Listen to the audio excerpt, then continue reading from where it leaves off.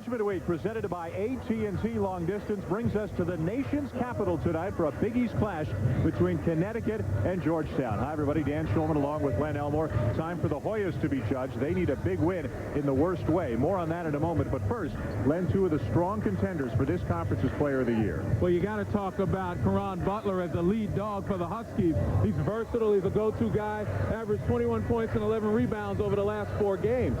When you talk about Georgetown, it's Mike Sweetney, among the leaders in scoring and rebounding in the conference, leads in field goal percentage, soft hands, quick feet, and a wide body. The reason this game is so important to Georgetown, a look at the West Division standings.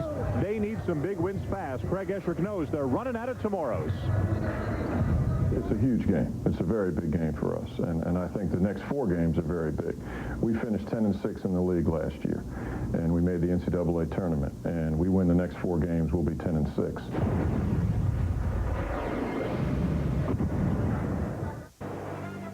ESPN2's presentation of Judgment Week is presented by AT&T Long Distance. Let your long distance be unlimited. And in part by Subaru. Visit us at Subaru.com to see our full line of all-wheel drive vehicles. Just a day removed from President's Day, we bring you some of the beautiful sights here at Washington, D.C. The Lincoln Memorial in front, the Washington Monument. In the distance, it is Judgment Week presented by AT&T Long Distance. Connecticut and Georgetown here at the MCI Center. And as we mentioned, this is a huge one for Georgetown. They need a couple of quality wins and a couple of wins of any kind in the next couple of weeks, Len, if they're going to make a case with the NCAA Tournament Committee. Well, they certainly do. I mean, you look at their RPI number, which we'll get into as this game goes on. They're right there on the edge. Not the kind of way they wanted to start. Tony Robertson finds Johnny Selby playing through a sprained ankle, and Connecticut jumps on top. Look at an interesting matchup. Johnny Selby on Mike Sweetney. Selby gives up some pounds and some inches. Sweetney with a tough jumper over him, and the rebound to Emeka Okafor, 4th in the conference in rebounding, at better than 9 per game. Okafor also leading the conference and 2nd in the country in blocked shots, and he's only a freshman. We had a demonstration of how good his hands are in saving that pass a moment ago. Selby loves to operate down near the basket, back out to Talik Brown. It's still a dozen seconds on the shot clock, and Caron Butler with some steps. Time now for the Subaru lineup for the visiting Huskies. Tony Robertson at a big game Saturday against BC. 19 points. Caron Butler, UConn's leader, best player for Georgetown. The 4-year starter at the point, Kevin Braswell, and the big guy on the inside, Mike Sweetney. Braswell, though, is the guy that really makes this Hoya engine run. He has started every single game during his 4-year career. There's Wesley Wilson with one of those turnaround jumpers he makes look so easy. And that's a good start for Georgetown. Shot blocker like Okafor, the one thing you need to do to neutralize him is keep him occupied. Talik Brown with the jumper, not there. Brown gets most of his offense in the lane, and we've got a foul on the floor going to go against the Hoyas. Jim Calhoun feeling pretty good about his team right now. He's talking at shoot-around today, how coachable they are and how much fun they're having together. And, you know, they've had some big moments. The win over Arizona. That 100-98 overtime win out at the McHale Center. And the Huskies not ranked right now, Len, but looking like maybe, or at least one of the most dangerous teams in this conference. Well, as we all know, it's not where you are today, but where you finish in March. And I think Jim Calhoun loves where his team is right now. They're developing. Butler the miss and a strong rebound for Wilson at 6'11". He and Sweetney, quite a strong pair on the inside for the Hoyas. Wilson again fades to the baseline. Sweetney with the rebound, and he got it. Well, you see the reason why Okafor didn't start on Sweetney, because they expect Okafor to come and give help. But Sweetney did a nice job utilizing his body and avoiding the shot block. Sweetney averaging just a hair under 20 points and 10 rebounds per game for the Hoyas. Right now, Georgetown staying with the man-to-man, as was Connecticut on the other end. That's the bread-and-butter defense of both these teams. Quick double team on Butler, has to give it up. Robertson gets it back. Shot clock at 8. Puts it up and hits. Tony Robertson, after 5 quiet games offensively, got untracked on the weekend against BC. Riley can't finish on the break, and here come the Huskies. But how about the catch by Riley? Tough pass down at his ankle. Both teams love to get up and down. Georgetown, the highest scoring team in the conference. Connecticut is third. From the baseline, Caron Butler with a 10-footer. Don't let him get started, particularly on the baseline. You talked about him at the beginning of the telecast being versatile. He'll post you up. He'll be able to step outside as far as he needs to go. There's Wilson, who so far tonight has been option number 1 for the Hoyas. Now 1 of 3 from the field. Got it back. Sweetney, forget about it when he's down that low, but he missed the reverse. Once again, trying to use the rim to shield himself from Okafor's shot blocking capability. Okafor with a travel. Okafor a lot more polished at the defensive end at this point of his career. Only scheduled meeting of the season between these two teams, with Connecticut residing in the East Division of the conference. On top of that division at 9-3. Georgetown 6-6 in conference play in the West Division. Wilson again. Boy, they are going right at Okafor inside, and Sweetney's going to go to the line. He's been a load on the offensive glass already, huh? Well, it's all part of the plan. I'm sure Wesley Wilson was told to go every time he receives, to occupy Okafor, and let Sweetney do his thing on the weak side. And here it is right there. We said Sweetney carries a few more pounds than Johnny Selvey can handle at this point. He kind of like 45. He kind of strolled Selvey right under the basket and got good position. Okafor, the outstanding shot blocker, has only fouled out twice this season. But one thing that Sweetney does, in addition to all those numbers that you can see, when he gets to the line, he makes them count. He is 81% on the season from the free throw line. He's one of those multiple category leaders that really demonstrates his value to his team. That's a phrase we're going to hear Mr. Elmore use a little bit later on in the telecast again tonight. Butler again from the baseline, his second field goal. I like foreshadowing those things. Keep watching. Now there's a 3 for Tony Bethel, one of the outstanding freshmen in this conference. Both of these teams, in fact, relying heavily on young players. And Bethel's ability to hit the 3 has really added a dimension to this Georgetown team that they haven't seen in a long time. Selvino. So which of these two teams do you think shoots the 3 more often? Not necessarily better, but Georgetown relies on the 3 more than Connecticut does. Connecticut still shoots a high percentage because they take the best possible shot as opposed to firing them up as some teams like to do. Sweetney draws the foul on Johnny Selvey, and here comes the first sub for Jim Calhoun as a result of what Sweetney's doing inside. Again, look at Sweetney playing a physical brand of basketball. I've called him a dancing bear endearingly because of that wide body, because of the good foot movement in the paint. I mean, that kind of choreography, if you will, really makes a big guy much better because you've got the weight now with the foot quickness to be able to position yourself wherever you'd like to be. And here comes Mike Hayes. Selvey sitting down with 2 fouls already. And you can see the beginning of what Jim Calhoun was concerned about with Sweetney. Do they have the big guys to handle Georgetown's big guy inside?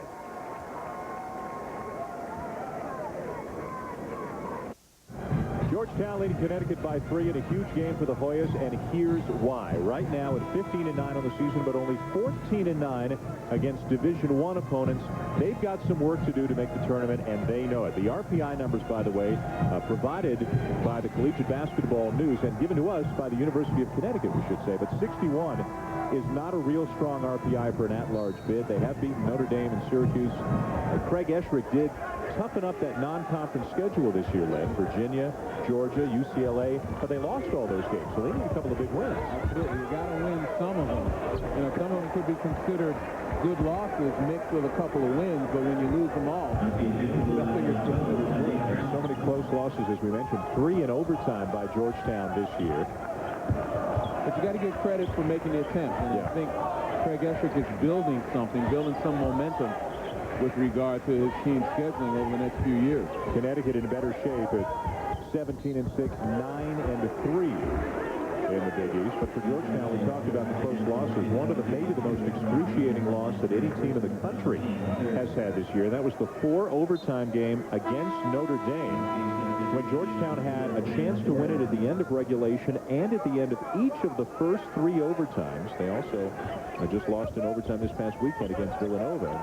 it seems like they were leading a lot of these games late. Now Karan Butler is out, and Braswell commits the foul to stop the easy deuce. Terrific block by Emeka Okafor, and you take a look there. He keeps it in bounds. Gets his hands up, doesn't swat it into the third row. And there's a reason for that. Starts a fast break.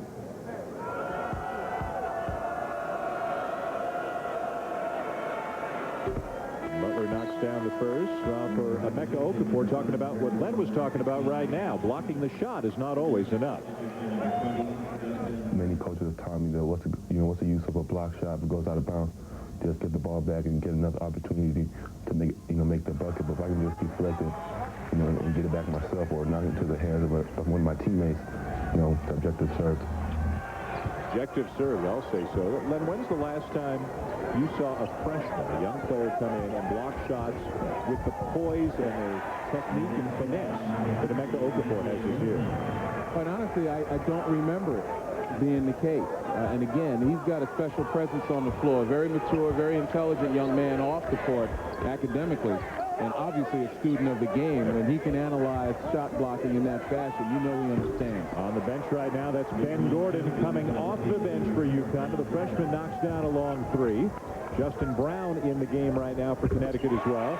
Kevin Braswell with the answer at the other end.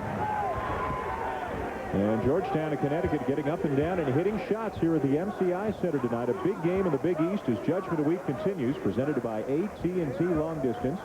Dan Shulman, Len Elmore with you here in Washington. Karan Butler for three. And Connecticut and Georgetown really going back and forth. They're going to have more points in this game by the half than Villanova and UConn had in the whole game last week. But both teams are starting to recognize the defenses, get them back on the heels, and continue to attack. With Okafor on the bench, Georgetown a little more likely to go inside. Harvey Thomas, a good-looking freshman, number 15, is into the game for the first time for the Hoyas. There's Okafor. He'll play 35, 36 minutes a game.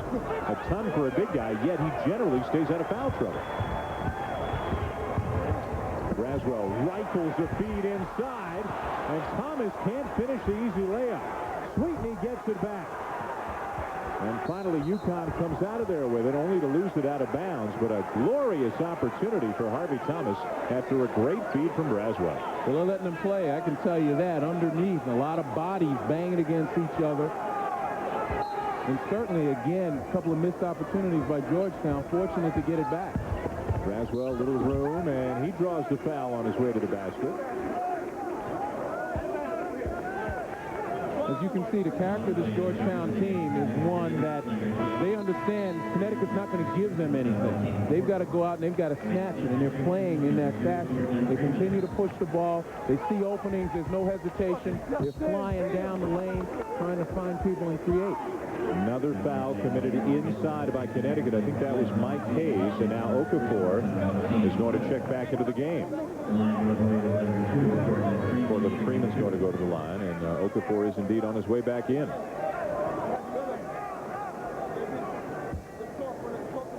Freeman missed most of last year with a foot injury, and he's dealing with a sore back right now. He hasn't practiced in the last week. They're using him only in games.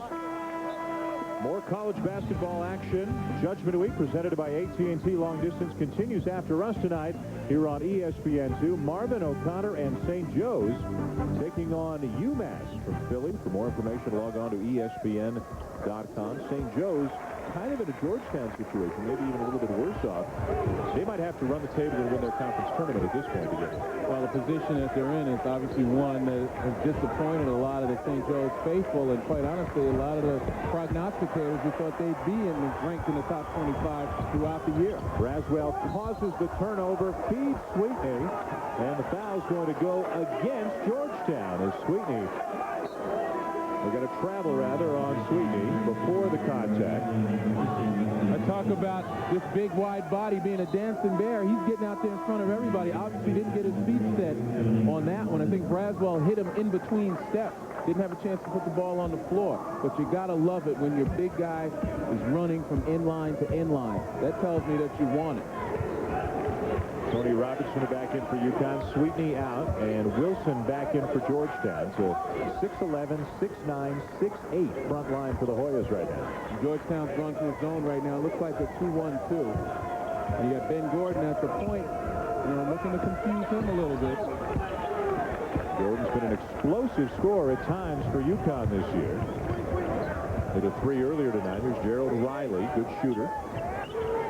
And now again, Wilson occupying Okafor. Got it. Boy, a lot of moves. Some nice things happening inside for the Hoyas so far tonight. Tell you what, Wesley Wilson, fundamentally sound, couldn't feel the defense turned and located. You see, he tried to get Okafor to bite on that pump fake. He wouldn't, but Wilson still got it over him. Now Butler again misses a 3. Long rebound, bounces to Okafor, and UConn's got a fresh 35. Butler doesn't use many of them. And it's Hoya ball. Drew Hall now in the game at the point for the Hoyas, number 5, another freshman. Thomas up and under. And Okafor with a rebound, and he's grabbed underneath. Well, Harvey Thomas has given a lot of energy to Georgetown, if not a few points. He hasn't had an opportunity. But when you take a look again, Wesley Wilson, good form inside, can't feel the defense, turn and face. Excellent pivot play. That's what Georgetown's bringing to the table right now. Back into Washington, Georgetown leading Connecticut by 2. A pretty high-scoring affair for the Big East so far. But the Hoyas are a different team, a different kind of a program than they were under John Thompson. Greg Esherick, it seems, focusing more on the offensive end. John Thompson focused more on the defensive end. And you can see the Hoyas are the highest-scoring team in the league. They shoot free throws very well, and they're starting to schedule tougher games out of the conference, which was always a big knock on this program a few years ago. But I remember speaking to Craig Esherick back in December. He said, I don't really like to do it, but the committee told me last year that's why we only got a 10 seed going into the tournament, because we didn't play anybody. So a little UCLA, Virginia, Georgia. Now the next step, of course, is to start winning some of those tough conference games. And he's gone out and he's gotten a couple of freshmen in Bethel and Hall who can drill a three-pointer.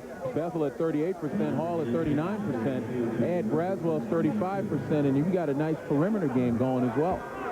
There's Robertson, who until a couple of weeks ago had a nice perimeter game going all season, then suddenly and inexplicably went cold, but Jim Calhoun stuck with him publicly and in the starting lineup. And there's Bethel, one of the sharpshooting freshmen for the Hoyas. He's already drilled a 3 tonight.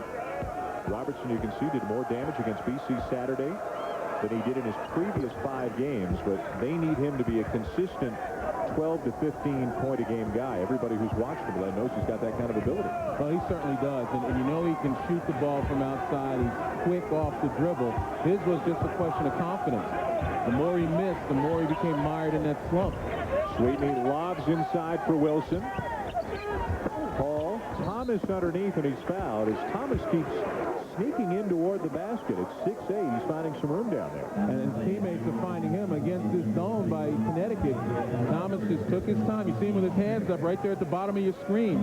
Nice job right there of finding him. He had a couple of opportunities for layups. He's missed them, but this time at least he drew the foul. I have said, though, that Harvey Thomas has brought a lot of energy when he's gotten on this floor. He's one of those bouncy guys that you can't help but notice. And he's become a much more important player for the Hoyas since the injury to Victor Samnick, who was out the rest of the year.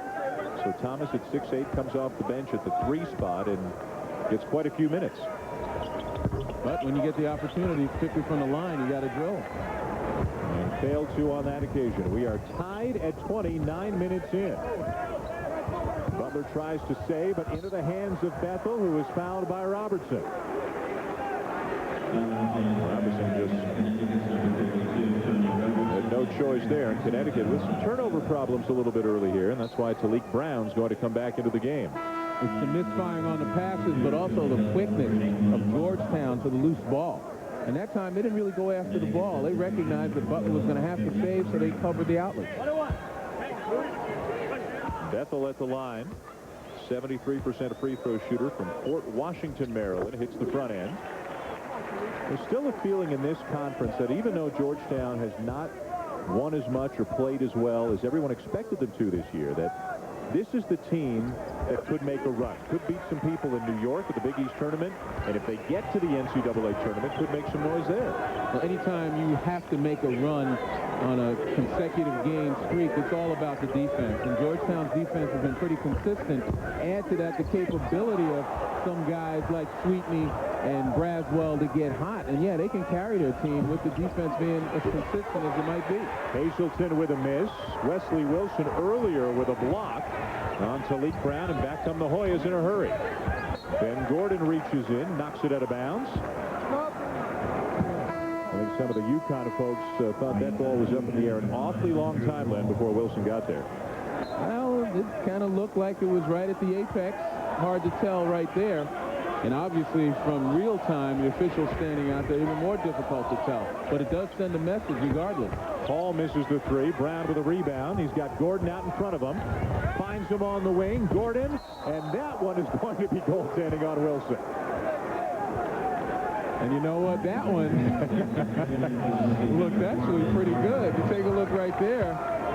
That was a good one. And that's the toughest call, I think, to make. That and the block charge call. Because it's just bang, bang. But, you know, having been the victim of some bad ones in my career, I empathize with the shot block. Hey, you might have had a few tampery at the other end, though, don't you think? When the other guy got called? What other guy? You think somebody's blocked right? Disputed, I took? Wilson misses the turnaround. Pull up from Gordon. This guy has star written all over him. And he just needs to know it and believe it. You talk to Jim Calhoun, it's the only thing he wants them to believe in himself. What a third guard he is right now. Drew Hall drills a three, and Georgetown is back out in front. This can't be the Big East. 25-24, less than 11 minutes in. Yeah, but from Georgetown's perspective, it's the Big East in need. And that's why you're seeing this kind of superior play up and down. Okafor with a turnaround. Okafor averages about 8 points per game. And back and forth they go. Connecticut back in front by one. Both teams shooting the three sparingly, but well so far here tonight. And again, the Hoyas on the offensive glass. This time it's Wilson. We'll take a look right here. There's a shot going up. Okafor goes to block out Sweetney, and Wilson just waltzes right down the lane. Hazleton doesn't recognize that he's got to put a body on him. You know, that's the problem Okafor is facing right now. He's playing fundamentally sound inside, but he's not getting much help. Judgment Week presented by AT&T Long Distance continues tonight, part of Super Tuesday on ESPN.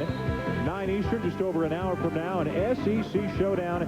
Tayshaun Prince of Kentucky hosting at Tennessee. For more information, log on to ESPN.com. Cats a little bit shorthanded tonight. A couple of suspensions handed out by Tubby Smith, including Gerald Fitch. Well, obviously the reports were that there are some disagreements on the team plane, on the team bus, and good for Tubby to discipline these guys, make them understand, you know, it's also about dealing with people. And that's what you have to learn. It's not just about playing this game. Gordon puts a lot of air under that three. Justin Brown with a big rebound, kicks it back out. Brown playing with a glove, a soft glove on that left hand of his. Broke his hand about 3 weeks ago and only missed a couple of games. I have one question. If it's soft, how is it protecting his hand? Oh, I don't want to get hit with it, but... Well, they need him just for a couple of minutes here, a couple of minutes there, so that Okafor doesn't have to play 40. They need his length. And by that, I mean, they need him to put his hands up, contest shots. They also need him to get in position and get his hands on ball. They don't need him to score. Well, he had a chance there. Sweetney was a little late getting over to cover him. Now Brown to Gordon. Tough bounce pass inside and a strong finish for Caron Butler. Well, we've seen him shoot outside. We've seen him shoot mid-range. And now we've seen him do damage down low. That's what we talk about when we talk about Caron Butler. Whatever you need offensively, he's capable of giving. And right there, good, strong upper body, takes the contact and still has the presence of mind to square up and finish. Missed the free throw and contact underneath. Justin Brown's going to get called. Caron Butler, though, as good as he is, has been even better in the last couple of weeks. Averaging about 21 points and 11 rebounds per game the last 4 games. And Jim Calhoun thinks that Butler's taken a big leap forward in the leadership department as well. Even though he's just a sophomore, he's starting to realize this is his team. Well, he's much more talkative as we see here. I don't know if he's talking to anybody in particular. And, you know, he plays with a smile on his face. I've mentioned that in the past. He's having fun. And that's one of the things that's contagious. Wilson misses the front end, and then Sweetney gets called for going over the back. Number 1 on him. Sweetney, Wilson, and all the big guys from Georgetown trying to pick up what's pretty close to a must-win here at the MCI Center against Connecticut. Judgment of the Week presented by AT&T Long Distance brings us to the Big East. Dan Schulman, Len Elmore in Washington, D.C. And it's been an up-and-down kind of game. Some good shooting from both teams. The only regular season meeting between Connecticut and Georgetown. And this is a game where Georgetown has played with a sense of urgency, but they've also played relaxed. And they've gone up and down. They've given Connecticut their best shot. The question is whether they can continue it. Connecticut's just about met every blow that's been handed to them. And again, Okafor with some minutes on the bench here and there, managing to stay out of foul trouble. He's on the bench now. Wilson tries to take advantage. A couple of misses, and the rebound to Hayes. Nice job by Brown putting his hands up on the Wilson shot. That's what I mean by utilizing his length. A legit 7-footer. Justin Brown now trying to get open down on the offensive end. Hayes looking for him. Takes a little bump over Wilson. Too strong.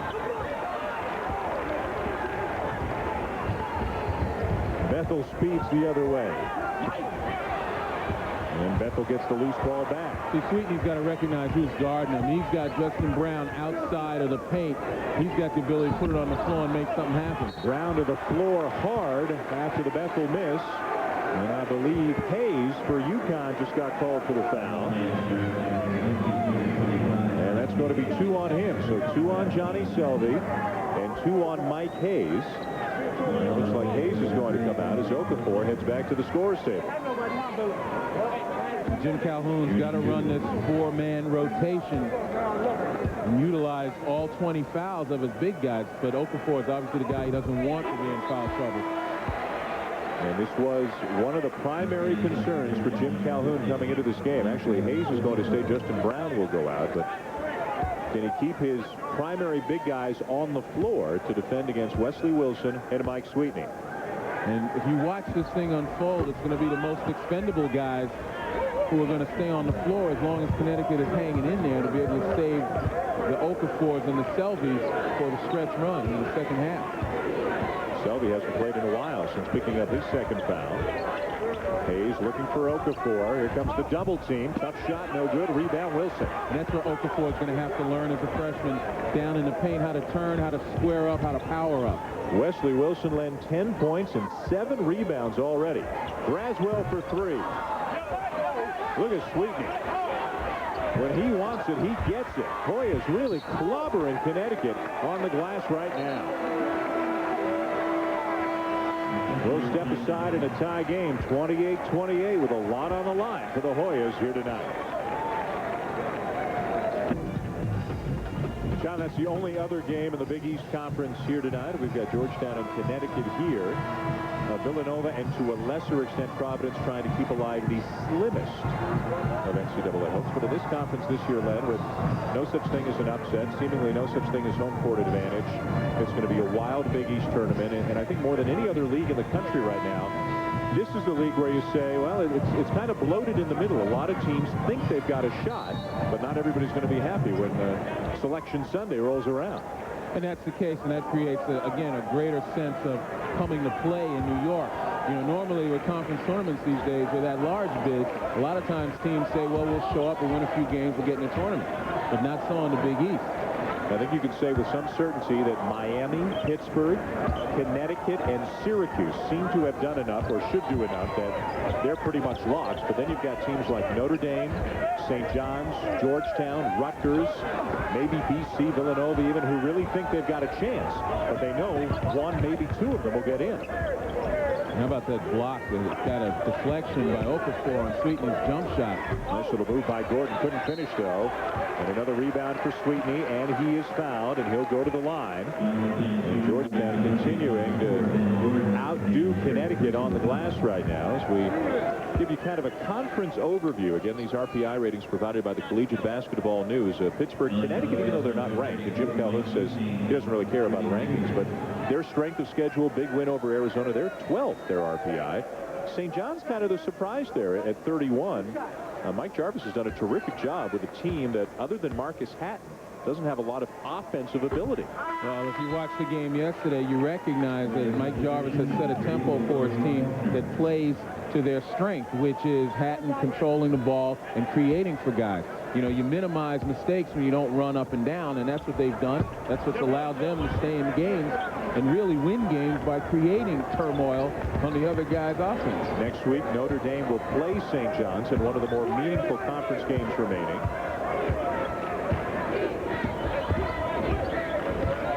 Gordon doing a lot of handling. Got to watch it with Braswell around, and he'll take it away from you. Now Braswell with the rebound. Here come the Hoyas, 4-on-3. Braswell pushing it and blocked from behind. Well, on the other end, the reason why there was a lot of handling, because that offensive play was slow to develop. They were waiting for Butler to get around the screens and the picks. Butler's getting bounced around, as big as he is, by the big bodies of Georgetown. Butler's got 11. He's the high scorer in this game, but most of them, if not all of them, in the first few minutes of this game. He's been quieter lately. Sweetie draws a lot of attention inside, doesn't he? That ball tipped away, and it's going to be an over and back on the Hoyas. He does, but he's got to recognize that. That time he gave the ball up a little bit too soon. He really only had one guy on him, and he could turn and face, locate the defense before he makes a decision on what to do with the ball. That's how you handle a zone. There have been some games when he gets surrounded and has been unable to get the ball out, and then the Hoyas have really struggled. Other times when you play a man-to-man, he'll put up 20 and 10 on you in a heartbeat. Stolen by Braswell, and he'll lay it in. And I kind of figured that, once again, another slow developing play.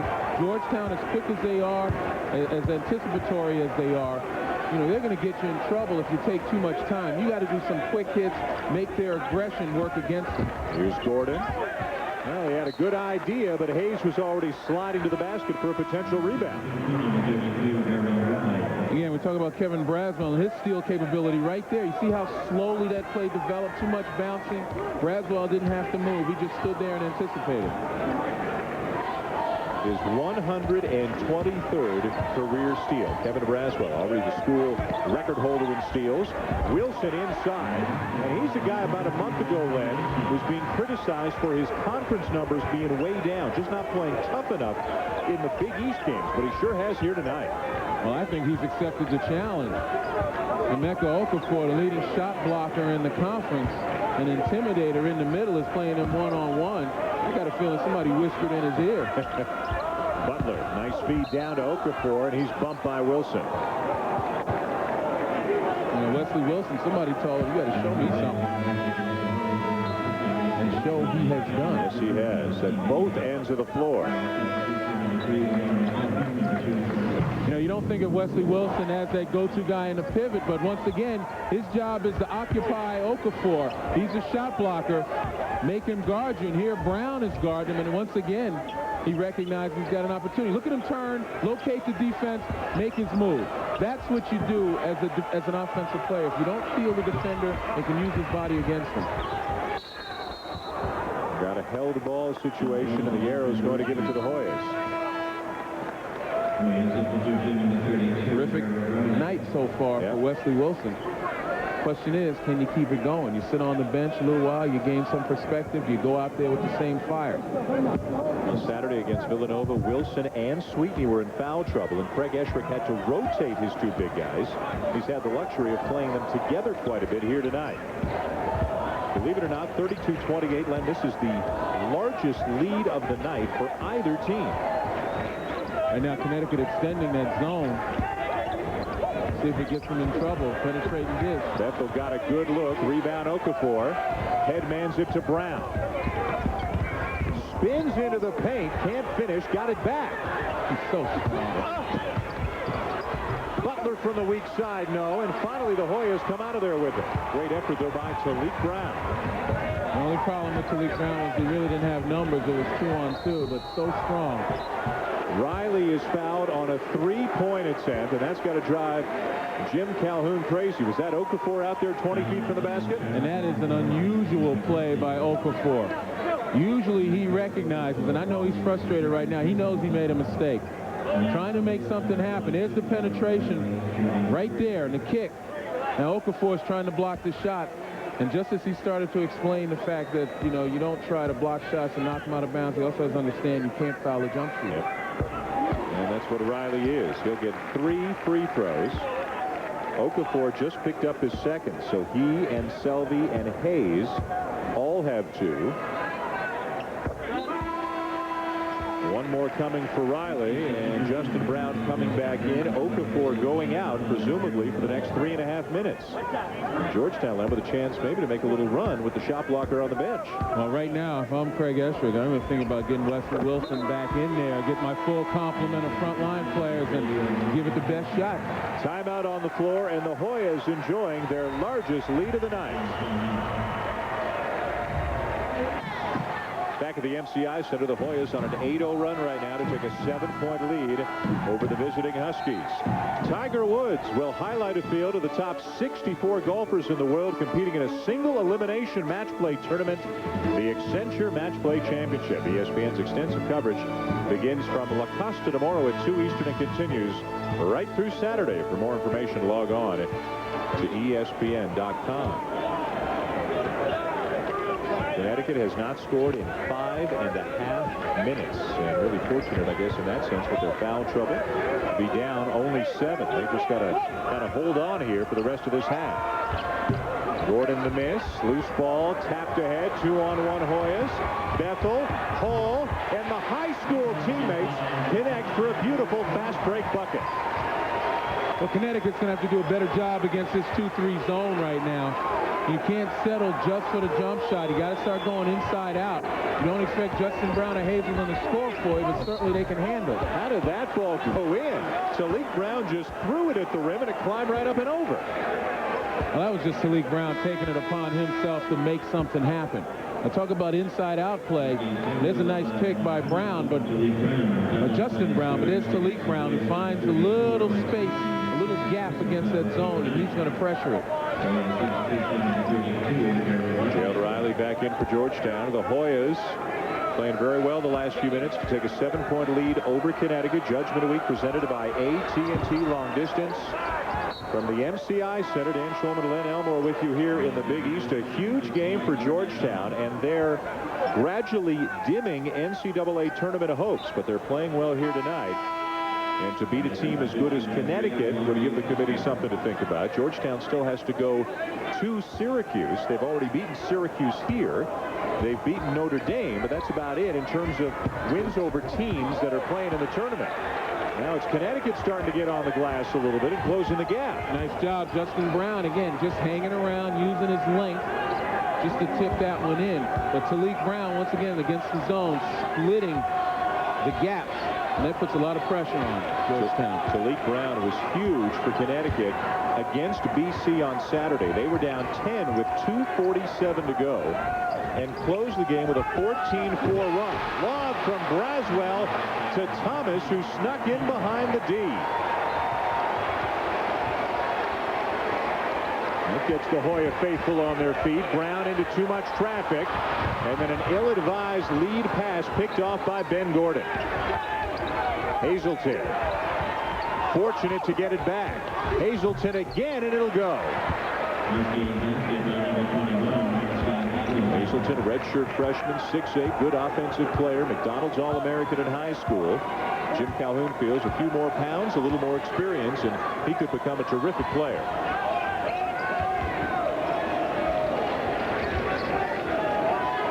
And in Georgetown, very methodical against the 2-3 of Connecticut.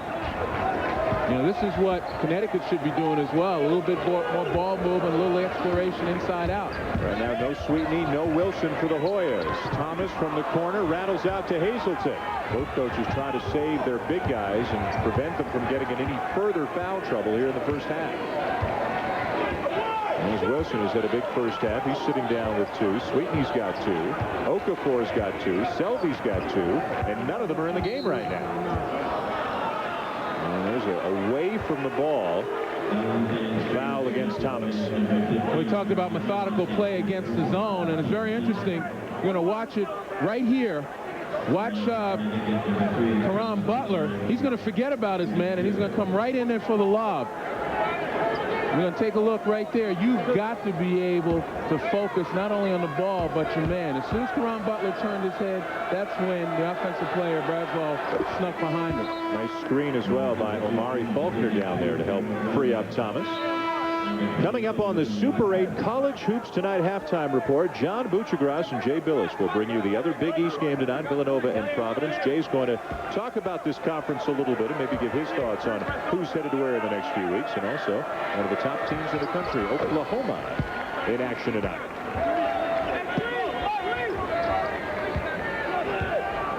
Connecticut creeping closer. Georgetown had a 10-0 run earlier, extended their lead to 9, the largest lead of the night, but now Connecticut's got it down to 3 in the final minute of the first half.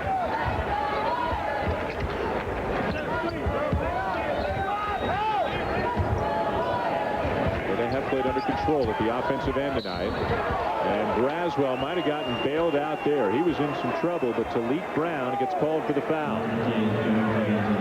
Well, it's one of those plays that, as you mentioned, Braswell gets in trouble, and maybe the official anticipated a shot off of that. It was like a little lazy pass right there. And, of course, he turned and complained, and now he says, yeah, you got it right.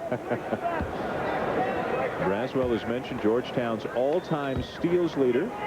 By the end of this year, his senior season, should become their all-time assist leader as well. And the reason he got that call was because he was aggressive going to the basket. Instead of going north-south, had he gone east-west, side to side, he probably wouldn't have gotten that call.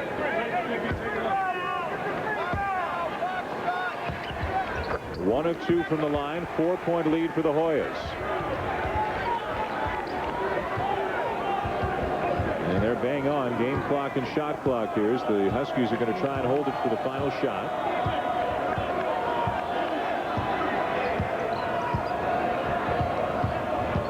The way Georgetown plays defense, it's awfully tough to hold it, and Ben Gordon said, yes, it is. Does need to hold it as he sinks the floater to bring him back within 2, and Craig Esherick's going to use a 30. Make a substitution, get Drew Hall back into the game, and try and diagram a play for the Hoyas' final shot of the half. Don't forget, more basketball coming your way. This one's over on ESPN about 40 minutes from now. Tayshaun Prince and number 12 Kentucky hosting Tennessee in a big one in the SEC as Judgment of the Week presented by AT&T Long Distance continues. For more college basketball information, log on to ESPN.com. A look at the SEC standings. In the East Division, Kentucky rather, have already beaten twice by Georgia this year, so they're 7-5 in the conference. And it seems in every conference you've got national powers, highly ranked teams, but within their own league, they're at or just above 500. Well, nothing's a given in conferences, the major conferences, as you mentioned. A lot of it has to do with familiarity. Familiarity certainly breeds contempt. Braswell gets it off, no good, and that's all in the first half. Here in Washington, a close first half. So what else is new here in the Big East this year?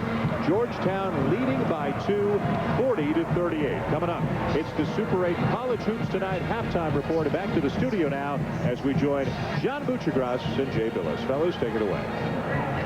Tight Big East conference, tight Big East game. Jay Billis, John Buchagras. A lot of zone from Jim Cahoe. Will he change that in the second half? His team seemed a bit step slow. Well, they're playing against a really big team, so that's one of the reasons that I think you're seeing a little bit of zone, and that's why Justin Brown is playing so much. This is an important game for Georgetown if they want any chance of getting that large bid to the NCAA tournament, because they're 0-5 against RPI top 25 teams, and this would be a win in that vein. One thing that UConn has to do is keep Georgetown off the free throw line. Georgetown averages about 28 trips to the line. Already they've gotten there almost 20 times. They have got to stop fouling the Hoyas, but they're so big, it's hard to do that. Some Big East talk there, more Big East talk coming up here. Also some more scores and highlights, including PC and Villanova. Come back. Highlights, talk, scores after this. Super 8 low 10. ESPN2's presentation of Judgment Week, presented by AT&T, is brought to you by 989 Sports, only on PlayStation and PlayStation 2.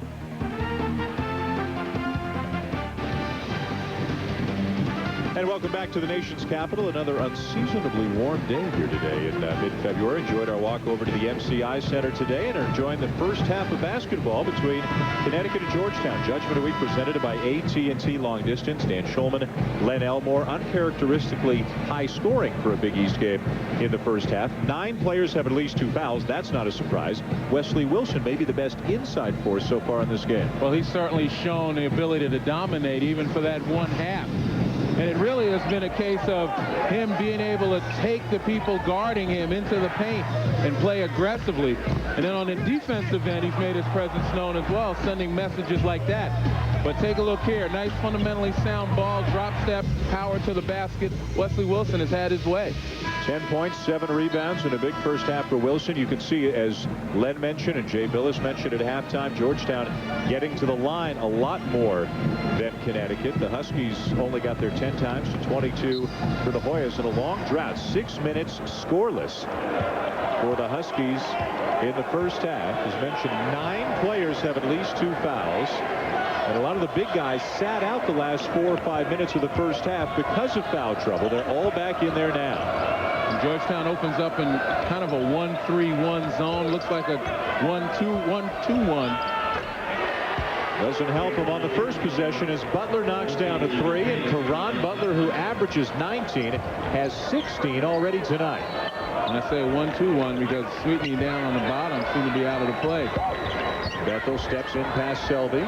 Braswell whips a pass inside to Sweetney, who draws the foul. Well, that's about the 3rd time tonight that Braswell has just fired a missile inside. Well, he sees the gaps in the Connecticut defense. You know, they've extended the defense and they're leaving wide gaps inside. Braswell, with that arm, you see what he sees pretty much right over the left shoulder of Tony Robertson. And 2 points about that play. One, keep in mind Braswell's left-handed, and he fired that pass with his right. And also, more significantly, Emeka Okafor just picked up his 3rd foul. And 39 seconds into the second half, the best shot blocker in the conference is sitting down again. And what kills them, Len, really may not be that one. It was the second foul, the one on the 3-point attempt at the end of the first half. And those are the ones that you wish you had over again. Georgetown now back in man-to-man, recognizing that that zone wasn't exactly working. Robertson to Selby, and he's fouled inside. Looks like Gerald Riley gets the call. Number 3 on Riley. Sometimes I think when a team like Georgetown that has the quality inside play, when they go zone, it makes them smaller. You know, the big guys, as I mentioned, like Sweetney on the baseline of a 1-3-1, they don't seem to move from corner to corner quickly enough. That's why it's almost like playing 5-on-4 if you whip the ball around. Selby, not a great free throw shooter, misses the first. He's just 56% on the season. That's Riley, who picked up his 3rd. Thomas has 3 also for Georgetown. Okafor 3 for UConn.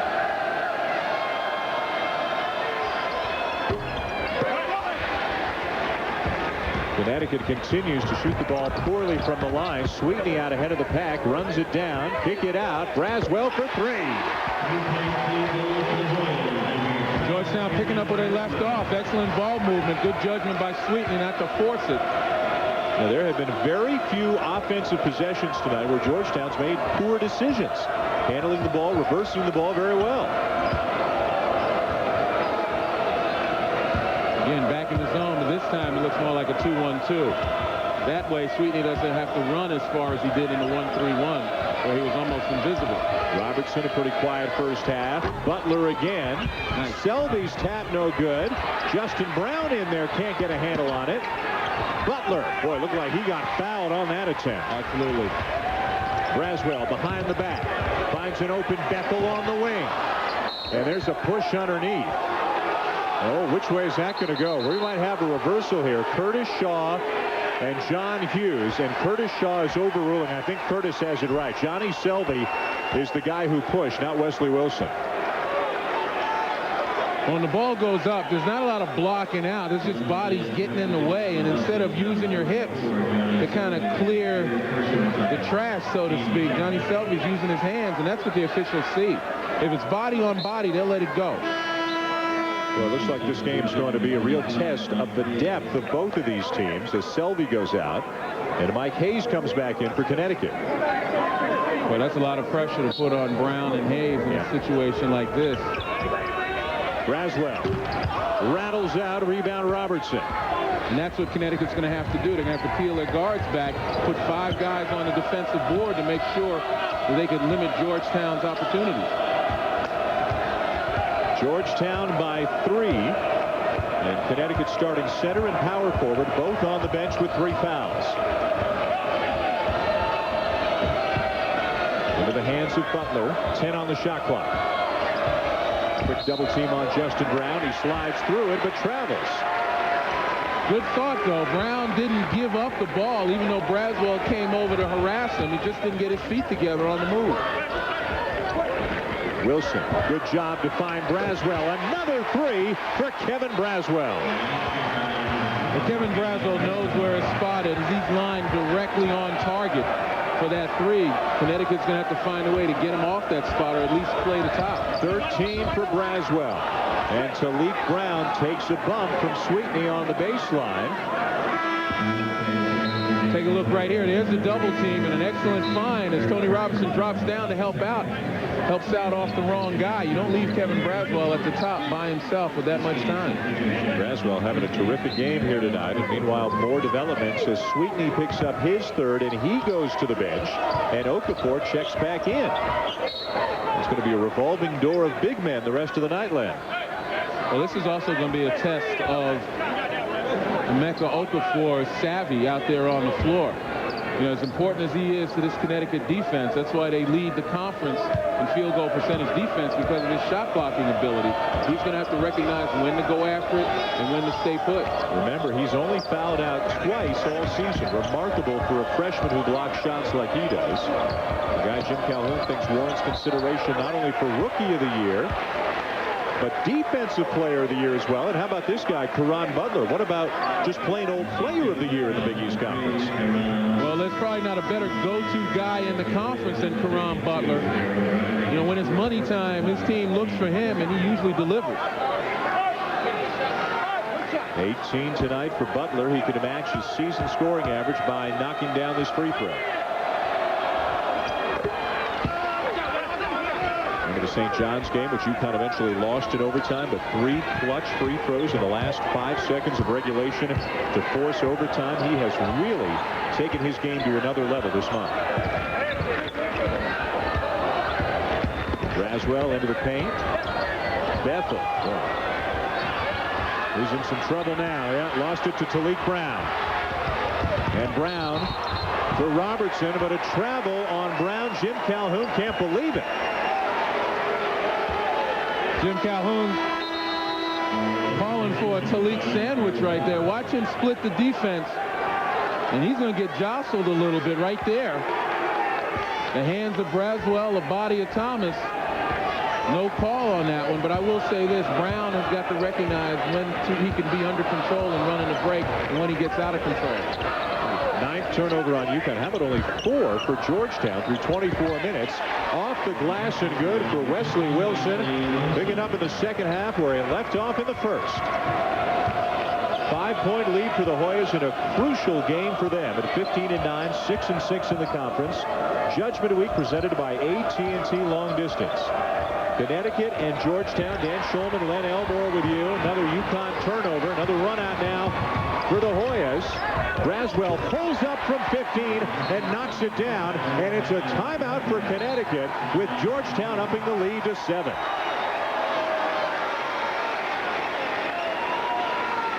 It's been all Kevin Braswell, Len, here in the second half.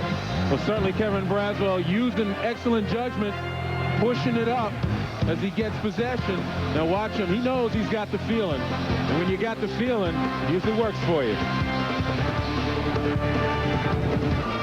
That's a big win for Wisconsin, trying to do what Georgetown's doing here, trying to improve their lot and their situation with the NCAA Tournament Committee. Kevin Braswell single-handedly doing that here in the second half. Well, in a critical time, you need your seniors to step up. And obviously Kevin Braswell showing leadership not only as a point guard, as a defender. Certainly he's finding guys, making them better. But when it's time for him to put the ball in the basket, he's done just that. You look at his second half numbers, pretty much equal to his first half numbers. He's had a terrific all-around game. Yeah, he is not turning it over at all, playing under control. Now Talik Brown trying to bowl his way into the paint, and he gets it to go down. That's that extreme upper body strength of Talik Brown. He used it perfectly that time. Made up the room in the paint, forced his man to back down. 6 for Brown. Hazleton back in the game now for Connecticut. Okafor again playing with 3 fouls. Mike Sweetney on the Georgetown bench with 3, but he's getting set to check back in. Going to be a roll of the dice for both coaches with their big guys the rest of the way. Portland Freeman, lob inside. Wilson loves to go to the left shoulder. This time finds Harvey Thomas, who took a real shot. Play continues. And which way's the foul going to go?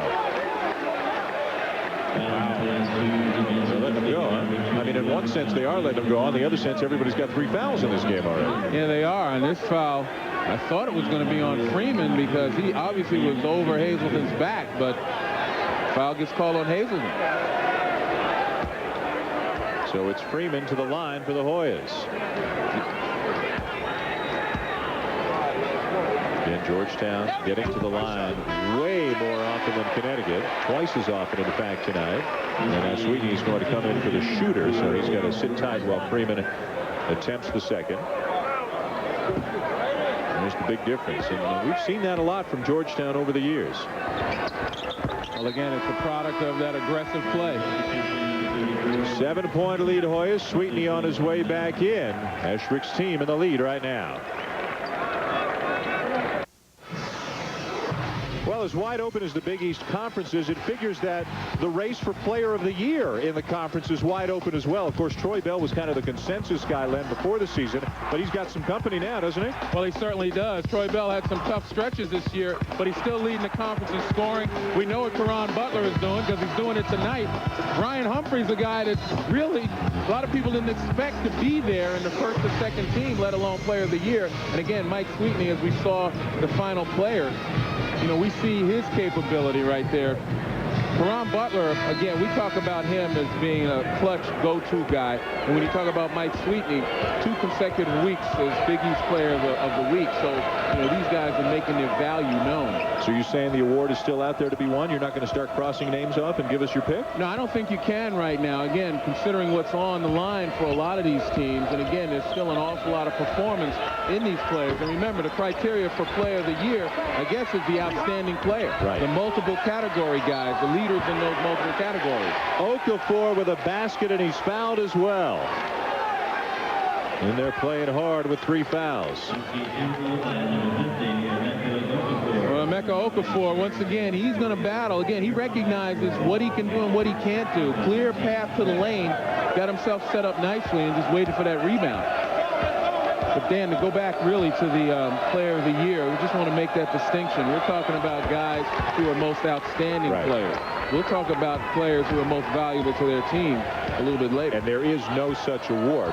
You're right. The award is for the most outstanding player, Player of the Year in the Big East. But Len's got a list of people that he thinks are the most valuable to the success of their teams. And then you start looking at some of the teams who have done well and where those teams would be without those players. Sweetney finds Thomas, and the 3 for the 6'8" freshman. Boy, when the Hoyas can shoot it from outside, they become a dangerous team. Gordon answers for UConn. Braswell pushing it. He's had a big night here tonight. UConn deciding to stay in that zone right now. They're looking to extend it, but you see how much room Thomas gets and how far Hazleton has to run. Little ball movement is going to get Thomas open again. And swing it around and back inside to Sweetney. Long jumper, no. Out of bounds, off Hall. It'll be Connecticut the ball, as now we'll take you to Len's most valuable player candidates. Look at the guys without whom their teams would be really struggling. And obviously Brandon Knight right up there. He's the guy that's captained that Pittsburgh ship to the paradise. They've had a terrific year. Marcus Hatton, another guy. Without him, where would St. John's be? Linehan gives Providence character. John Salmons epitomizes the athleticism and the intelligence of the Miami team. And Preston Shumpert, obviously, is the bulk of the offense for Syracuse. Without him, they have difficulty scoring.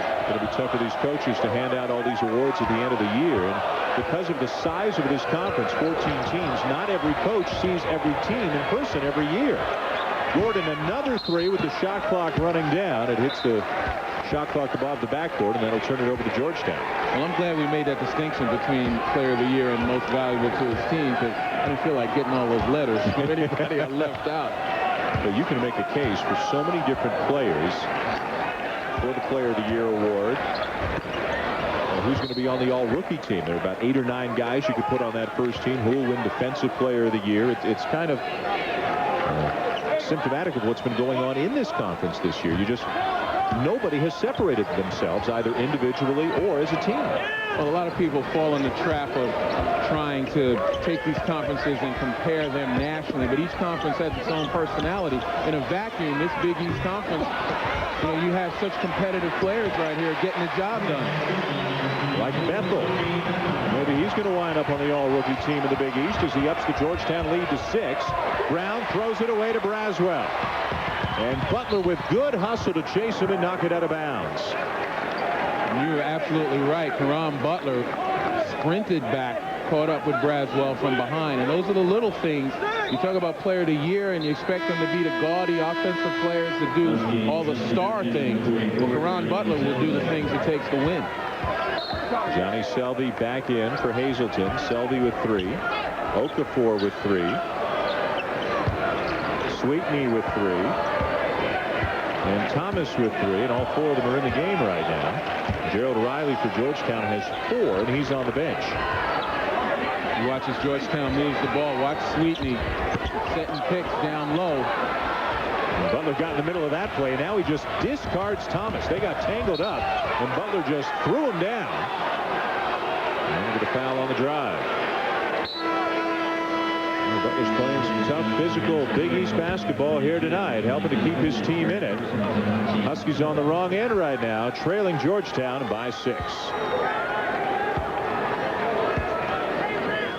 Welcome back to the MCI Center. Judgment of the Week presented by AT&T Long Distance. Georgetown leading Connecticut by 6. There's all kinds of college basketball available to you. All you have to do is order ESPN Full Court. Bring the action home with up to 30 games per week. Your favorite teams and your favorite conferences, no matter where you live. To order, call DirecTV at 1-800-DirecTV. Can't get along without it, especially this time of year, just a couple of weeks until the conference tournaments begin. Connecticut turns it over. This bad judgment by Talik Brown. He telegraphed that pass all the way. Everyone knew Butler was going to sprint down the middle of the floor.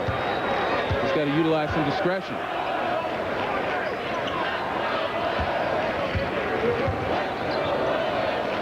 Again, both teams deciding that zone is where it's at right now.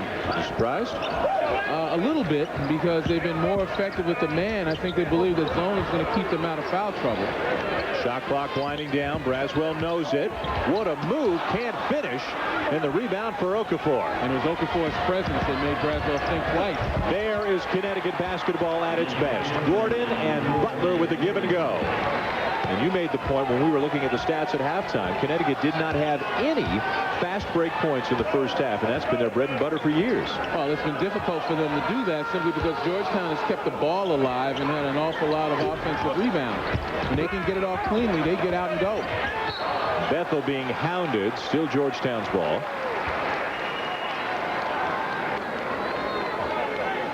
It all began with the outlet pass from Okafor. And then the quick transition.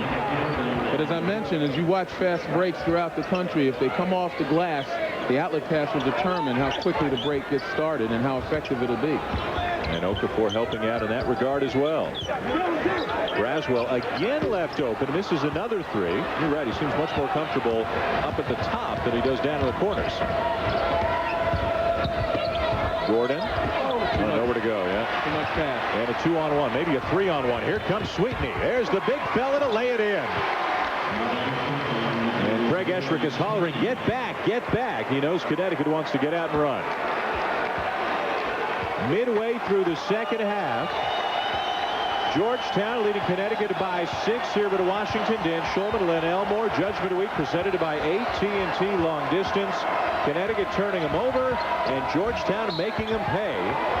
There's a foul inside, and as we've mentioned tonight, this is a bigger game for Georgetown. Connecticut 17-6, 9-3 in the conference, and RPI somewhere between 12 and 15, depending on which unofficial RPI source you're using.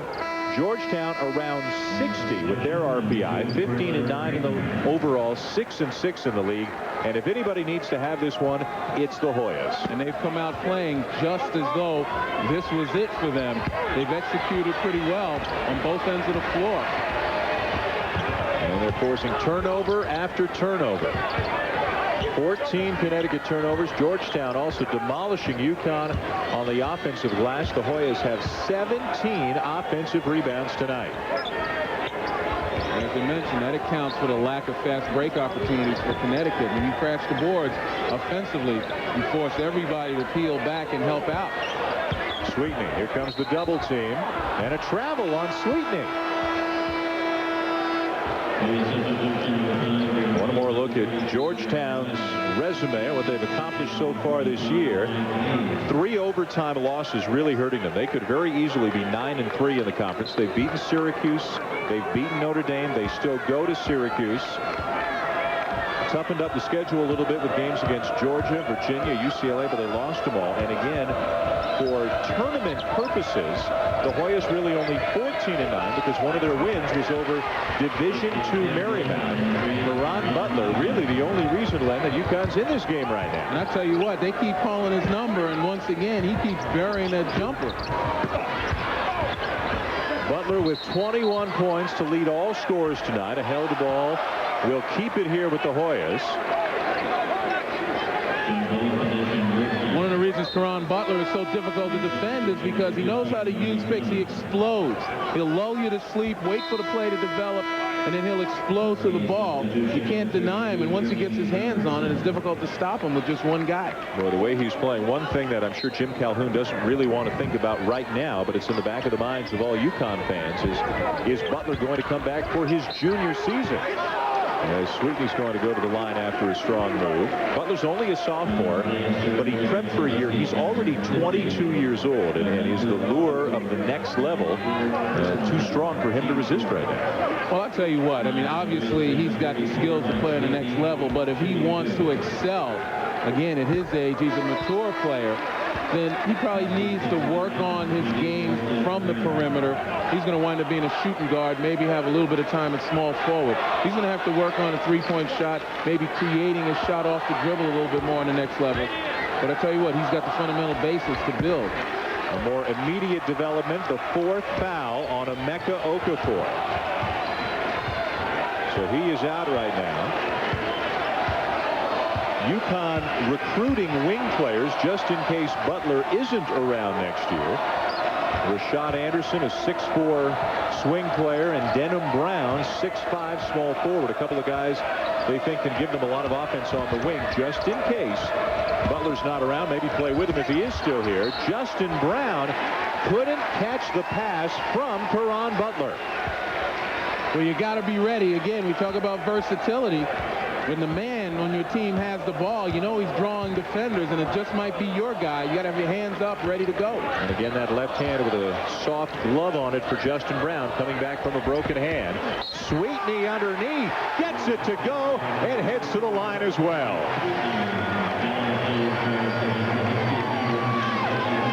We talk about Caron Butler and his ability to move without the ball. Sweetney just lulling people to sleep in that short corner. I mentioned it a few plays earlier. You got to watch him. He's setting picks.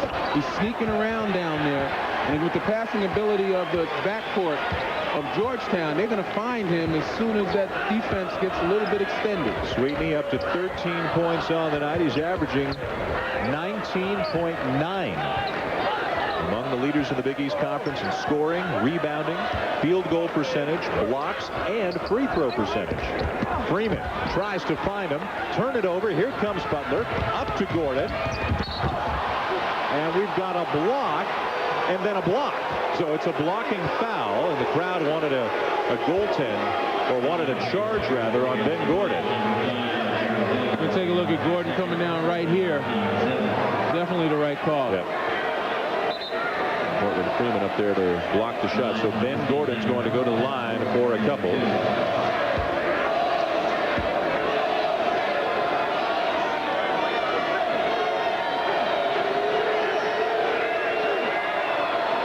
More NCAA action coming your way after us tonight. Judgment of the Week presented by AT&T. Long Distance continues from Philly. Marvin O'Connor and St. Joe's hosting UMass up next here on ESPN2. For more information, log on to ESPN.com. St. Joe's can ill afford a loss the rest of the way, you would think, if they're going to be playing deep into March. A lot of teams walking that tightrope. Yeah. Well, we saw Wisconsin from the update earlier. John and Jay with a win over Iowa tonight as Wisconsin goes to 17-11. But that's the beauty of this time of the year as a preliminary to March Madness. Total intensity. Wilson, no. Hayes back into the game for Connecticut, picks up the rebound. Giselvi and Okafor on the bench right now for UConn. And now the call is going to go against the Huskies. Caron Butler. You know what I like about that play, though? Butler could have had an argument, but he didn't. He maintained his cool and his calm. I think it was his strength that got him in trouble. You don't want to be considered a bully. He got the call, but he took it like a man.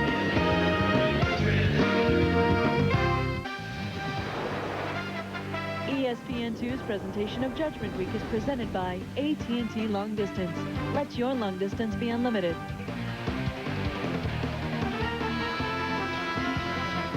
And welcome back to Washington. We've got a good one here between the Huskies and the Hoyas. Georgetown leading by 7. And Len, you talked a little bit about Butler not arguing, not risking a technical after that call that went against him. Again, just a sophomore, but during practice, during games, in the huddle, his leadership is apparently, according to Jim Calhoun, just starting to take off. Well, that particular play was exemplary because he had an argument and he could have bellyached, but the bottom line is he maintained his cool. And when his teammates see that, they maintain their poise as well. Had it gone the other way and he jumped up and down, these guys might get a little antsy, they may get a little deflated and defocused. And they follow his lead.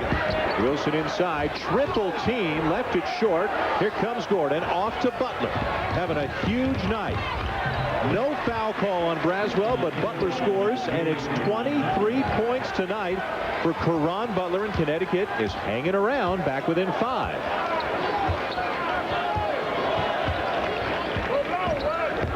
Braswell can't shake Talik Brown. Wilson in heavy traffic. Wilson really wants to go to work on Justin Brown. Well, right now, Georgetown's offense is bogged down a little bit. Sweetney not in the game, and we only have a go-to guy. Thomas chases his own miss, can't finish. And the loose ball to Connecticut. Thomas had so much space, he might have been able to catch that, come down, go up, and dunk it. Too energized. Somehow Connecticut's within 5 despite all their turnovers, their foul problems, being out-rebounded. As you can see, they've turned it over more often here in the second half than they've had made field goals. They're shooting the ball well when they get a chance to shoot it. Like there, Ben Gordon for 3, and the lead is down to 2. And again, it's all about poise. It's all about maintaining your focus, and Connecticut has been able to do that since the last time out. Freshman Ben Gordon out of Mount Vernon, New York, with his 3rd 3 of the night. He's got 18 points. Nice pick by Justin Brown, just enough to slow the defender Thomas. And Gordon does the rest. Boy, they love this guy. 23 points on 3 separate occasions in this his freshman season, including the win at Arizona, which is Connecticut's biggest win of the year. So he has played well in big games. Tiger Woods highlights a field of the top 64 golfers in the world. This is like an NCAA-style single elimination tournament, and there's your #1 seed. 64 golfers competing in a single elimination match play tournament, the Accenture Match Play Championship. ESPN's extensive coverage begins from La Costa de Moro at 2 Eastern and continues through Saturday. For more, log on to ESPN.com. So no arguments about seeding, no play-in game or anything like that? I think Tiger earned that #1 out in La Costa, don't you? In my book, he can earn it any time he steps out there on the links. Riley for 3, stemming the tide a little bit. Of Hoyas by 5. Remember, one of the problems for Georgetown this year and why they've lost so many close games, frittering away late leads. Connecticut, on the other hand, has been very good at overcoming late deficits. And we'll see if both of those trends continue here in the next 5 minutes. UConn, although they lost a couple of these games to Oklahoma and St. John's, did a great job to get back into it. Came back in OT against Arizona. And how about the Boston College one on the weekend? Down 10 with 2:47 to go. Talik Brown with 8 points in the last 2:47 of regulation to force overtime. Connecticut wins. Well, it's experience that gives them the confidence. And when they've seen themselves in action with the capability of coming back, you know, nothing will faze them as you go down the stretch. Now, of course, they can't make the mistakes as was made here on the offensive end. Mike Hayes on a moving screen. But they still know that all they have to do is execute. 5-point Georgetown lead right now in the Big East. This is kind of typical of the way it's gone. There have been 10 conference games that have gone into overtime already this year, including Georgetown and Notre Dame, who went 4 overtimes in their game, an Irish win. Talik Brown again. Man, is he strong. So he held off the defender, took the contact, and banked it from the baseline. 8 points and 8 assists tonight for Talik Brown. Terrifically high degree of difficulty. Yes, I'll say. And no judges allowed. Good for that. Sweetney, no. Bethel way up for the offensive rebound. And that was a terrific recognition by Bethel. He saw the opening. And again, Georgetown continuing to baffle Connecticut on the offensive glass. Braswell. 21 offensive rebounds for Georgetown tonight, and time after time, they're taking advantage of their second chance opportunities. Very high conversion rate for Georgetown, and that, again, is the difference between this team and a lot of other teams in the past. Butler just trying to shake the D. They're all over him right now. Gordon with the offensive rebound, and there's Mike Hayes. His first points of the night bring Connecticut back within 3, and we've got an injured player down on the floor. It's Ben Gordon, who is slow to get to his feet. Timeout with 3:45 to go. The lead is down to 3. We talked about Georgetown's close losses this year. Visual evidence. Hervé Lamazana for Rutgers, and then Victor Samnick can't finish. Rutgers wins in overtime. Pittsburgh on a Jerron Brown putback. They beat Georgetown by 1. Drew Hall missing as time expired. Notre Dame and Georgetown. The Hoyas had a shot to win it at the end of regulation. First overtime, second overtime, third overtime. The Irish finally won in 4th overtime. Also an overtime loss to Villanova on the weekend. Kevin Braswell, of course, down the stretch has the ball in his hands so often. And to be fair, he won a game at South Carolina this year with a last-second shot.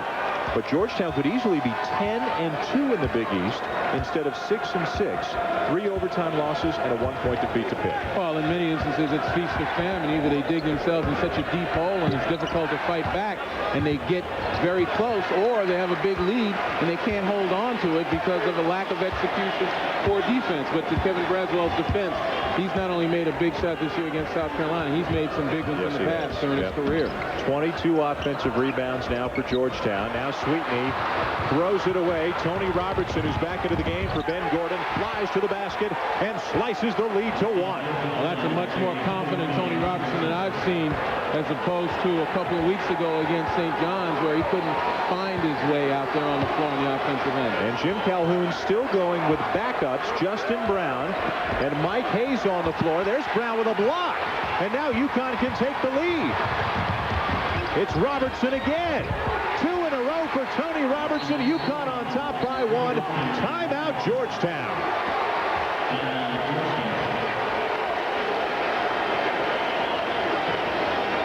Well, we talked about the problems Tony Robertson has had, but no problem here. Again, good anticipation on the bad pass, and there was no hesitation going to the hole on that one. And then Justin Brown, we talk about him subbing for Okafor, makes his presence felt in there. I mentioned in the first half, his length was what was needed by Connecticut, nothing else. And again, Tony Robertson finishes on that block. So the fact of the matter is, Okafor has been on the sideline. They needed him in the game, but the guys taking his place have stepped up, as well as Tony Robertson, the guy that they were going to count on from the beginning of the season. And as if on cue, we talked about Connecticut's comebacks and Georgetown letting leads slip away. It happens here in Washington tonight. The Huskies with their first lead since the first minute of this half. And Justin Brown and Mike Hayes are staying in the ball game because of the play of Brown and Robertson earlier. Okafor was at the storage table ready to come in. Wilson a miss. Sweetney the rebound, and he's fouled.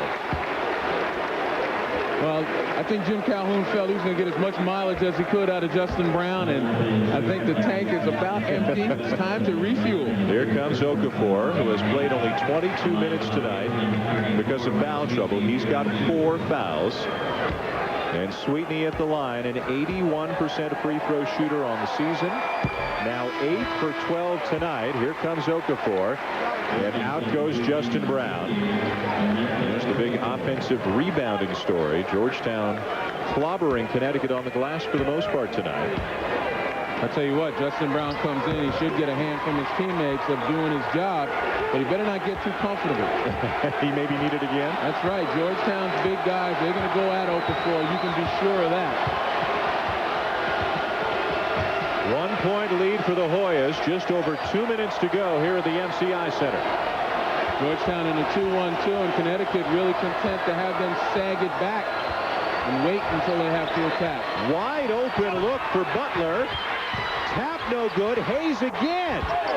And a foul is called, and there is Mike Hayes getting paid off with clutch minutes from Jim Calhoun and making his coach proud. And I tell you what, confidence is contagious. Coach shows confidence in the player. Player responds. Look at Hayes right there, clearing out, making room for himself, and then a good, strong power-up move.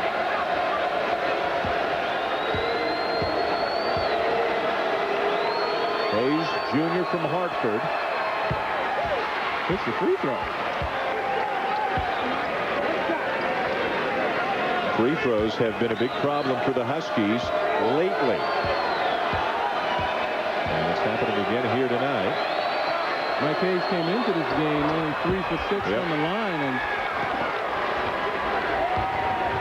knocks down a couple of big ones. 1-point lead, Connecticut, under 2 to play. Sweetney looking for Wilson, can't find him. Hayes giving up a lot of size in that matchup, but working hard. Well, a nice job by Okafor to drop back and force Sweetney to put the ball on the floor. And it's going to go which way? Boy, we had different signals from Curtis Shaw and John Hughes, and Hughes is the guy who has called it against Connecticut, and he's the guy who's going to stick with the call. Wow. Curtis Shaw was signaling offensive foul, but gave in and let Hughes make the call. I'll tell you what, I mentioned it before. It's one of the 2 toughest calls you have to make, particularly in that type of situation. It's a little bit easier when a guy leaves his feet and a defender runs underneath him. But on that play, that could have gone either way. Ben Gordon in for Mike Hayes. So Connecticut's going to go very small right now. Now Craig Esherick will respond by bringing Drew Hall in for Gerald Riley. So you've got a 3-guard set for both teams. That tells me it's going to be a little man-to-man and maybe some pressure applied. Sweetney 1 of 2 to tie it up. Into the Atlantic 10, UMass St. Joe's after our game tonight. Another typical Big East game. Close. Can't get closer than this. Tied at 72, a minute 25 to go. Brown driving again, takes the bump, can't finish. Rebound Wilson. An awful lot of contact on the drives to the basket. Unfortunately for Connecticut, they're not getting the benefit of the doubt. Gordon defending Braswell. Sweetney got a size mismatch with Butler. Sweetney over him. Line drive, no, and the rebound, Okafor. Butler right now having to play the power forward spot because of the lineup UConn has on the floor, giving up a lot of bulk to Sweetney. Well, he did a pretty good job. If Sweetney was able to set up in the paint, get both feet in the paint, or at least 1 foot in the paint, he'd have a much more, I guess, direct move to the basket. There, he's forced to put it on the floor and take a turnaround jump shot, playing directly into Caron Butler's hands. What Sweetney has to do is has to find a way to get set up in the paint so he can power up as opposed to have to put it on the floor and fade. And maybe this shouldn't be a surprise. Connecticut's gone to overtime twice in the last 3 games. So has Georgetown, including a 4-overtime loss to Notre Dame a week and a half ago. Are we headed for overtime again here in the Big East? Each team still with a couple of timeouts left, under a minute to play. Well, depending on what Connecticut wants to do with this ball, obviously Georgetown gets another opportunity. 1 sub, Riley back for Hall for the Hoyas. So Connecticut's still very small compared to Georgetown right now, but with a quicker group on the floor. Gordon's been huge in the second half. Another 3 for Ben Gordon, his 4th of the night. And that was absolutely the inexperience of Tony Bethel. Ran away from Gordon to try to help out on Butler. 21 big points for Gordon, and now 2 injured players, Talik Brown and Kevin Braswell, bumping knees, or maybe knee to thigh, as Brown tried to get around that screen.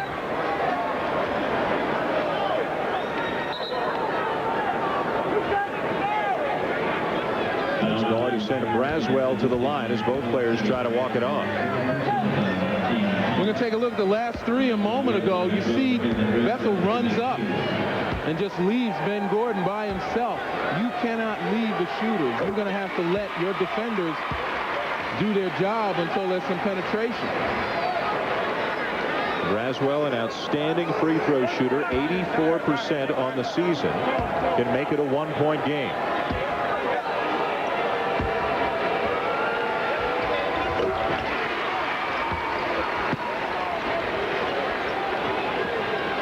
A lot of ball handlers on the floor for Connecticut right now, with the ball in a 1-point lead.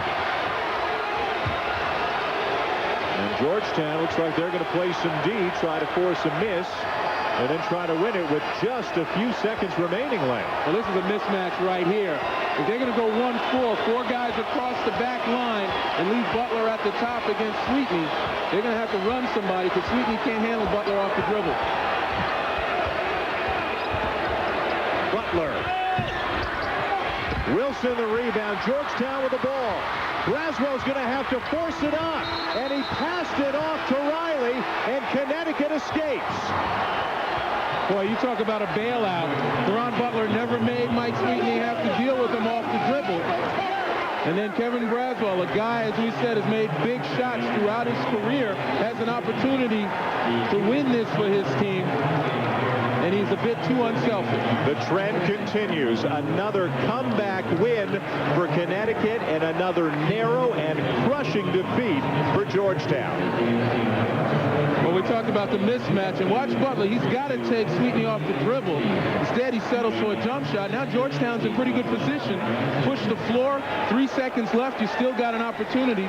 Braswell doesn't pull up, though. He pulls it up and kicks it off. And it's too late. Connecticut goes to 10-3 in the conference, and Jim Calhoun working and straining every inch of the way there. The Huskies now 18-6, and the Hoyas bubble about to burst, dropping to 15-10, 6-7 in the Big East this year. Our AT&T long-distance player of the game is Caron Butler, 23 points and 6 rebounds. Another outstanding game for Butler tonight. He carried the Huskies through the early part of the second half when no no one else could get anything done offensively. Ben Gordon did chip in with 21 big points as well. Connecticut by 1 here at the MCI Center tonight. This has been a presentation of ESPN, the worldwide leader in sports. For more, log on to ESPN.com. Now let's send it back to John and Jay in our College Hoops Tonight studio. Naheem Crenshaw, St. Joe's, and UMass. One more game to go here on ESPN2's Judgment Week. That is coming up next in a couple of minutes. Welcome back in, John Butchergross and Jay Billis, and boy, Jim Calhoun coaching to the end. And this conference is so tough to read, Jay. I know you still feel 6 or 7 will make it, but they deserve to be at the big dance. Well, I think they do. They certainly play well out of conference. I think you can see how they have to grind it out in their own conference. But UConn has shown when they played at Arizona, they can really score the ball. And Caron Butler had a terrific game with 23 points, 6 rebounds. But what I was really impressed was with the composure they showed down the stretch. Whenever UConn's down, they show the ability to come back and make plays at the end of a ball game.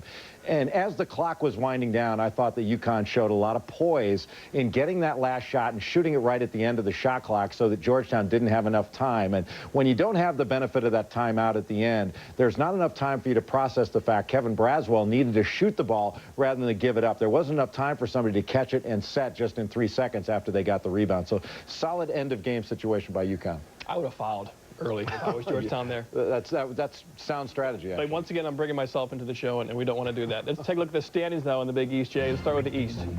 Well, Connecticut putting themselves in fine position to go into the Big East tournament with a #1 seed. In Miami, I think those teams are definitely going to the NCAA tournament. St. John's is putting themselves in a position to do the same. They've got a strong RPI. Boston College and Villanova, I think, have to be sweating it out. Villanova had a tough one with Providence right now, so it's going to be very difficult for Villanova to overcome a loss if they were to go 5-8. On the west side, Pittsburgh behind the strength of their guards, and especially Brandon Knight, who I think right now the front runner for Big East Player of the Year. Pittsburgh, Syracuse, and Notre Dame, I think, in very good shape to go to the NCAA tournament.